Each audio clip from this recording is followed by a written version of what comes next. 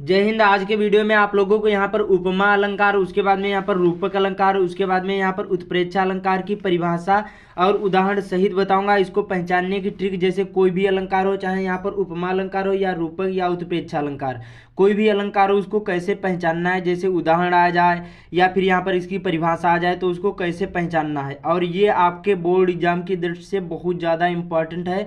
100% इसमें से पूछे ही पूछे जाएंगे तो ध्यान से वीडियो को देखना, तभी आप लोगों को समझ में आएगा। इसकी परिभाषा बताऊंगा, उदाहरण बताऊंगा, कम से कम दो दो या तीन तीन उदाहरण बताऊंगा, जिससे उदाहरण भी आपके बोर्ड एग्जाम में आ जाएं तो भी आप लोग इसको लगा सको। तो ध्यान से वीडियो को देखना, एकदम अच्छी तरीके से समझा दूंगा और ये जादुई ट्रिक है। तो देखिए, सबसे पहले यहाँ पर बात करते हैं उपमा अलंकार की।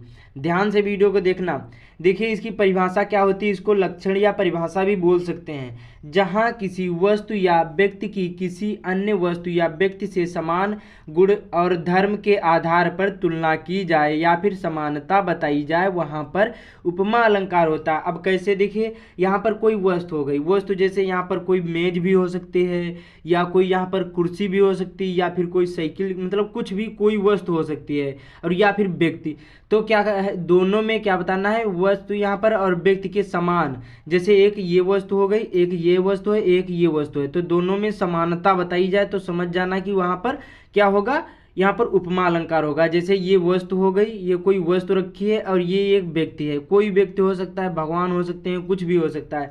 तो दोनों के बीच में क्या बताया गया है, जो समानता बताई जाए, सेम इसी के बारे में और सेम इसी के बारे में, तो समझ जाइएगा कि यहाँ पर उपमा अलंकार है। अब इसके उदाहरण देख लेते हैं। उम्मीद करता हूँ आप लोगों को समझ में आ गया होगा, और इसको उदाहरण को याद, मतलब परिभाषा को याद भी कर लेना है। जहाँ किसी वस्तु या व्यक्ति की किसी अन्य वस्तु या व्यक्ति से समान गुण और उसके धर्म के आधार पर तुलना की जाए, वहाँ पर या फिर समानता बताई जाए, वहाँ पर क्या होगा, उपमा अलंकार हो गई। देखिए, जहाँ पर गुण या फिर धर्म के आधार पर जो तुलना या समानता बताई जाए तो समझ लीजिए वहाँ पर उपमा अलंकार है। उदाहरण के तौर पर मैं आप लोगों को यहाँ पर देखिए किस प्रकार से, जैसे राधा के चरण गुलाब के समान कोमल हैं। इसमें जो राधा के चरण बताया गया है, ये गुलाब के समान बताया गया है, कोमल बताया गया है, गुलाब के समान के मतलब। तो यहाँ पर देखिए, जो राधा के चरण हैं और यहाँ पर जो गुलाब है, इसमें कोई भी, इसमें समानता, दोनों में समानता बताई गई। जिस प्रकार से जो राधा रानी के पैर हैं और जो यहाँ पर जो गुलाब का फूल है, इसके दोनों बताया गया कि कोमल हैं, तो यहाँ पर समानता बताई गई है। तो समझ लीजिए कि उपमा अलंकार है। समझ में आया। उसके बाद में दूसरा उदाहरण, जैसे पीपर पात सरिस मंडोला। अब देखिए, जो इसमें पीपर का पत्ता है, जो पीपल का पत्ता होता है, और जो हमारा मन होता है, ये सेम उसी प्रकार से डोलता है जैसे हमारा जो पीपल का पत्ता डोलता है जब हवा चलती है। धीरे धीरे भी हवा चले या फिर नहीं चले तभी वो डोलता रहता है। उसी प्रकार से जो हमारा मन है हमेशा डोलता रहता है, कहीं यहाँ कहीं वहाँ कहीं वहाँ। तो इसी प्रकार से दोनों में समानता बताई गई, तो समझ जाना है कि उपमा अलंकार है। इतना हो गया। उसके बाद में तीसरा, हरिपद कोमल कमल से। इसमें जो यहाँ पर जो भगवान के पद बताए गए, पैर बताए गए, यहाँ पर कोमल बताया गया है कमल से। मतलब जो यहाँ पर भगवान के पैर हैं कोमल बताए गए हैं कमल से, मतलब दोनों जो यहाँ पर कमल कोमल भी है, और उसी प्रकार से जो यहाँ पर भगवान के पद जो पैर भी हैं ये भी कोमल है। तो इसमें समानता भी बताई गई। और ध्यान रखना है, कोई भी उदाहरण में सा, यहाँ पर जो सी आ जाए, कोई उदाहरण में सी जो आ जाए तो समझ जाना कि वहाँ पर उपमा अलंकार होगा। योजक चिन्ह लगा होगा और सी लगा हो तो समझ जाना कि वहाँ पर उपमा अलंकार होगी। तो उम्मीद करता हूँ आप लोगों को ये तो समझ में आ गया होगा। ये सारी चीज़ें, ये तीनों उदाहरण तैयार कर लेना, एक ये और एक ये, और इसको ये परिभाषा भी इसकी तैयार कर लेना, इसका स्क्रीनशॉट भी ले लीजिए। उसके बाद में ध्यान से वीडियो को देखना। अगला है यहाँ पर रूपक अलंकार। ये भी बहुत सिंपल सा है। इसमें क्या बताया जाता है, इसकी परिभाषा क्या है, जब उपमेय में उपमान के भेद रहित आरोप किया जाए, वहाँ पर रूपक अलंकार बहुत सिंपल सा है। जहाँ पर उपमेय का मतलब होता है प्रस्तुत और उपमान का मतलब होता है अप्रस्तुत, मतलब इसमें भेद रहित आरोप बताया गया है, मतलब अभिन्नता बताई गई हो, मतलब कोई भिन्नता नहीं हो, समान बताया गया हो, तो वहाँ पर समझ जाना कि रूपक अलंकार है।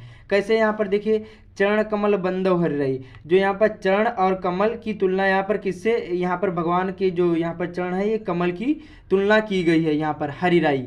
तो बहुत सिंपल सा हो गया। उसके बाद में उसी प्रकार से इसमें भी हरि जननी में बालक तेरा, तो इसमें भी उसी प्रकार से इसमें कोई भेद रहित नहीं है, इसमें मतलब भेद रहित अभिन्नता बताई गई है। तो इतना समझ में आया। ये दोनों उदाहरण बहुत ज़्यादा इंपॉर्टेंट हैं, तो दोनों ये उदाहरण भी तैयार कर लेना। जहाँ पर उपमेय में उपमान का भेद रहित आरोप किया जाए या प्रस्तुत में अप्रस्तुत की अभिन्नता प्रकट की जाए, वहाँ पर रूपक अलंकार होता है। बहुत सिंपल सा है, मैंने उदाहरण लिखा है, ऐसे आपको तैयार कर लेना। और ये आपके बोर्ड एग्जाम में भी आ सकता है, परिभाषा भी पूछी जा सकती है और 4 ऑप्शन होंगे।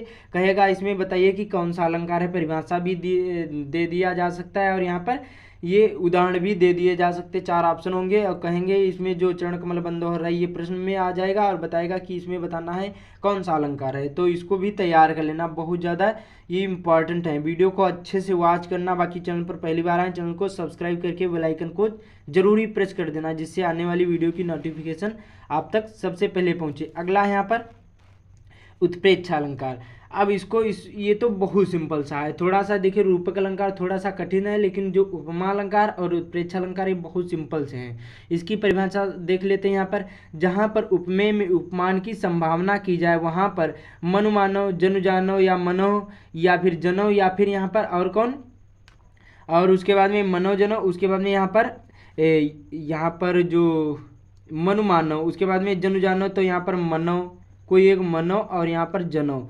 ये इतने जो आप लोगों को शब्दवाचक शब्द उदाहरण में मिल जाएं तो समझ जाना है कि यहाँ पर कौन सा उत्प्रेक्षा अलंकार होगा। फिर से देख लेते हैं। जहाँ पर उपमेय में उपमान की संभावना की जाए, वहाँ पर ये कोई भी वाचक शब्द हो, जैसे मन या मानो या जन या जानो या मनो या जनो या फिर यहाँ पर मनो या फिर यहाँ पर कौन सा है, जनो। ये कोई भी वाचक शब्द हो वहाँ पर उत्प्रेक्षा अलंकार होता है। कैसे देखिए, अब उदाहरण के तौर पर यहाँ पर सोहत ओढ़े पीत पट श्याम सलोने गात और मनो, ये देखिए मनो शब्द आ गया, यहाँ पर मैंने लिखा मनो। ये जब मनो शब्द आ गया तो समझ जाना कि यहाँ पर उत्प्रेक्षा अलंकार उदाहरण में हो। नील मणि शैल पर आतप्र्यो प्रभात, बहुत सिंपल सा है। मनोवाचक शब्द जो मिल जाए उदाहरण में तो समझ जाना ये कोई भी, जैसे मनो मनु या फिर मनो या जन जनो जानो या फिर यहाँ पर मनो जनो या फिर मानो मतलब मनो मानो और उसके बाद में यहाँ पर जनो, ये कोई भी जो वाचक शब्द उदाहरण में हो तो समझ जाना कि यहाँ पर उत्प्रेक्षा अलंकार है। तो उसके बाद में सोहत ओढ़े पीत पट श्याम सलोने गात और यहाँ पर मनो आ गया। वीडियो का भी वाच करना और भी इसके उदाहरण बता दूंगा, जिससे वो भी आपके बोर्ड एग्जाम की आने की संभावना सबसे ज़्यादा है। तो मनो शब्द आ गया तो समझ जाना कि यहाँ पर उत्प्रेक्षा अलंकार है। उसी प्रकार से दूसरा यहाँ पर पुलक प्रकट करती है धरती हरित तृणों के नोकों से, और मानो देखिए शब्द आ गया, मानो मैंने लिखा यहाँ पर, ये देखिए मानो, ये जो शब्द है मानो है, देखिए आ गया मानो। भी झूम रहे हैं मंद पवन के, यहाँ पर झूम रहे हो तर भी मंद पवन के झोंकों से, देखिए ये भी उदाहरण में मानो आ गया। तो समझ जाना कि यहाँ पर कौन सा है, उत्प्रेक्षा अलंकार है। बहुत सिंपल सा होता है, फिर थोड़ा सा समझ लेना, इसको अच्छे तरीके से याद कर लेना। बहुत ज़्यादा टाइम नहीं लगेगा, 10-15 या 20 मिनट लगेगा। इसको देख लेना, स्क्रीनशॉट ले लेकर अच्छी तरीके से तीनों याद कर लेना, बहुत ज़्यादा इंपॉर्टेंट हैं। और उदाहरण जरूरी तैयार करके जाना, ये भी तैयार कर लेना, और हो सके तो और तैयार कर लेना। इसी प्रकार से तीनों अलंकार आपको तैयार करने हैं। बाकी इस वीडियो को ज़्यादा से ज़्यादा शेयर कर देना। चैनल पर पहली बार आए, चैनल को सब्सक्राइब भी कर लेना। आपको नहीं पता है कि बोर्ड एग्जाम में कॉपी कैसे लिखी जाती है, तो यहाँ पर वीडियो आ रहा होगा, क्लिक करके देख सकते हैं। तो मिलते हैं अगले वीडियो में।